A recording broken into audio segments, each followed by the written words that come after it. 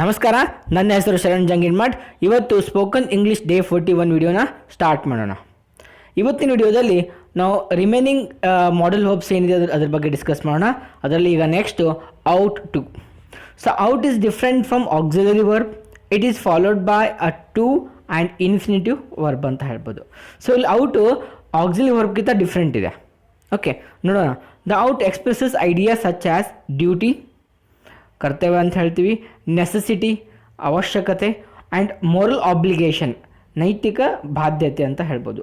It is not forceful as a must ಥರ ಕೆಲಸ ಮಾಡೋಂಗಿಲ್ಲ. And it is not stronger than should. And ಶುಡ್ಗಿಂತ strong ಇದೆ ಅಂತ ಹೇಳ್ಬೋದು. ಬೇಸಿಕ್ ರೂಲ್ ಅಂತ ತೊಗೊಂಡ್ರೆ ಈ ಥರನೇ ಯೂಸ್ ಮಾಡೋದು ನಾವು. Subject plus ought to plus V1 plus object. So ಈಗ ಎಕ್ಸಾಂಪಲ್ ತೊಗೊಳ್ತೀನಿ ನೋಡಿ. You ought to be punctual.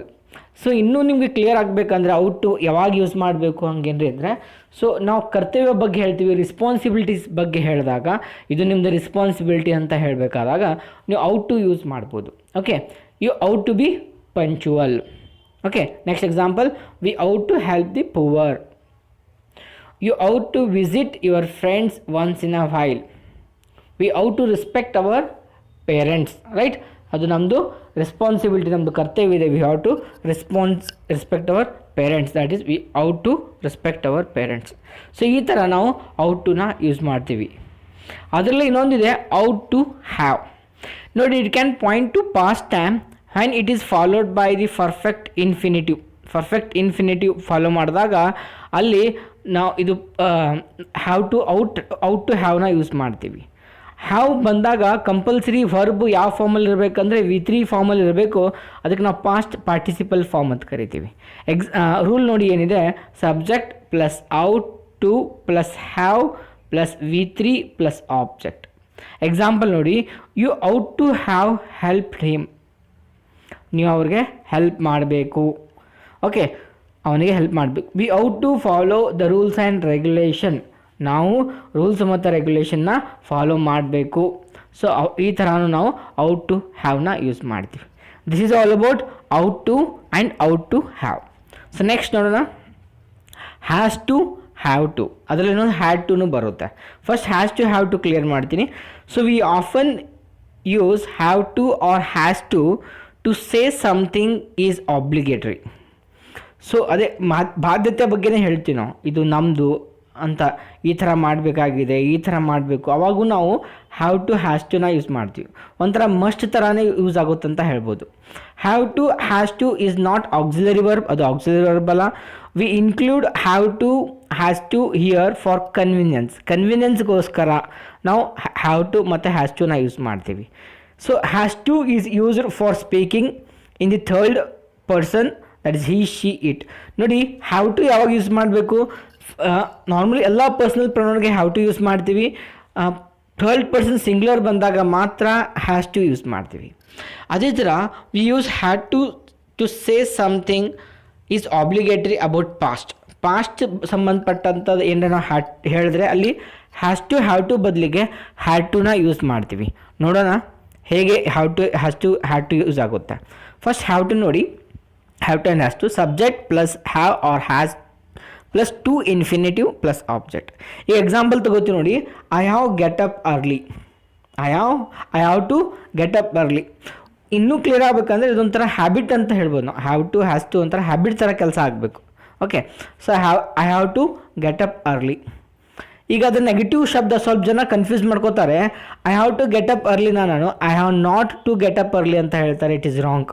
Grammatically ನಾವು I have to get up ಅರ್ಲಿನ ನೀವು ನೆಗೆಟಿವ್ ಮಾಡಬೇಕಂದ್ರೆ ಇಲ್ಲಿ I do not have to get up early. ತಾನು ಹೇಳಿದೆ have to is not auxiliary verb ಅಲ್ಲ ಅದು ಅಂತ. ಓಕೆ, ಸೊ ಅದಕ್ಕೆ ನಾವು ನೆಗೆಟಿವ್ ಮಾಡಬೇಕಂದ್ರೆ ಯಾವ ಥರ ಮಾಡಬೇಕು? I do not have to get up early. ಇವನ್ ನಿಮಗೆ ಕ್ವಶನ್ ಫಾರ್ಮು ತೋರಿಸ್ತೀನಿ ನೋಡಿ, do I have to get up early. So ಇನ್ನೊಂದು ಎಕ್ಸಾಂಪಲ್ ಕೊಟ್ಟಿನಿ. ಅದೇ ಥರ ಥರ್ಡ್ ಪರ್ಸನ್ ಸಿಂಗ್ಯುಲರ್ ಇದ್ದರೆ, ಯಾವುದು third person singular? He, she or it. He has to get up early. Negative ಮಾಡಬೇಕಂದ್ರೆ he does not have to get up early.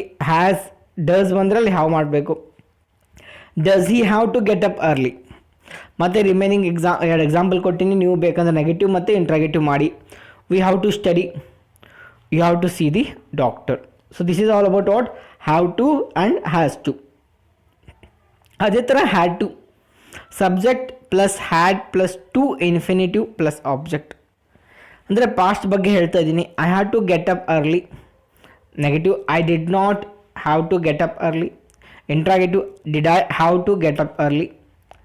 She had to work yesterday, she had to work yesterday. ಈ ಥರ ನಾವು had to ಮತ್ತು have to, has to and had to. ಒಂಥರ ಇದು must ಥರನೇ ಕೆಲಸ ಮಾಡುತ್ತೆ. You must do, you have to do, right. You must do ಅಂದರೆ ನಾವು ಹೇಳ್ತಾ ಇದ್ದೀವಿ ನೀವು ಮಾಡಬೇಕಪ್ಪ ಅಂತ. ಯು ಹ್ಯಾವ್ ಡೂ ಅಂದರೆ ನಿಮಗೆ ನೀನೇ ಯೋಚನೆ ಮಾಡಬೇಕು, ಮೀನ್ಸ್ ನೀನೇ ಮಾಡಬೇಕು ಅಂತ ಹೇಳ್ತಾ ಇದ್ವಿ. That is you have to or you must ಅಂತ ಹೇಳ್ಬೋದು. Okay, next modal verb check ಮಾಡೋಣ. Will have to, shall have to. Subject will or shall plus have to infinitive plus object. Example ನೋಡಿ, I will have to pass an exam next year. ಈ exam next ಇಯರ್ನ pass ಆಗಲೇಬೇಕು. ಅವಾಗ ನಾವು ಈ ಥರ ಹೇಳಬೇಕಾಗುತ್ತೆ, I will have to pass an exam next year. They will have to do that, ಅದನ್ನು ಅವರು ಮಾಡಬೇಕು. We shall have to complete that work, we shall have to complete that work. ಇದೇನಾದರೂ ನೆಗೆಟಿವ್ ಮಾಡಬೇಕಂದ್ರೆ ಇಲ್ಲಿ ವಿಲ್ ಆಕ್ಸಿಲರ್ ವರ್ಬ್ ಇದೆ, ನೀವು ಇಲ್ಲಿ do not ಅಂತ ಬರೋಂಗಿಲ್ಲ, ಡಿಡ್ ನಾಟ್ ಅಂತ ಬರೋಂಗಿಲ್ಲ. ಇಲ್ಲಿ I will not, they will not, we shall not ಅಂತ ಬರುತ್ತೆ ನೆಗೆಟಿವ್ ಮಾಡಬೇಕಂದ್ರೆ. ಅದೇ ಥರ ಇಂಟ್ರಾಗೇಟಿವ್ಗೆ will I, will they, shall we ಅಂತ ಬರುತ್ತೆ, right. So this is all about out will have to and shall have to. Next used to. ನೋಡಿ rule, subject plus used to plus V1 plus object. Used to ಅನ್ನೋಕ್ಕೆ ನಾನು ಹೇಳ್ತಾ ಇರುತ್ತಲ್ಲ, ಇದು ಮಾಡ್ತಾ ಇರ್ತೀನಿ, ಅವ್ರು ಅದು ಮಾಡ್ತಾ ಇರ್ತಾರೆ. ಒಂಥರ ಹ್ಯಾಬಿಟ್ ಆಗಿರುತ್ತೆ, ಆ ಕೆಲಸ ಏನಾಗಿರುತ್ತೆ ಅವ್ರಿಗೆ ಹ್ಯಾಬಿಟ್ ಆಗಿರುತ್ತೆ.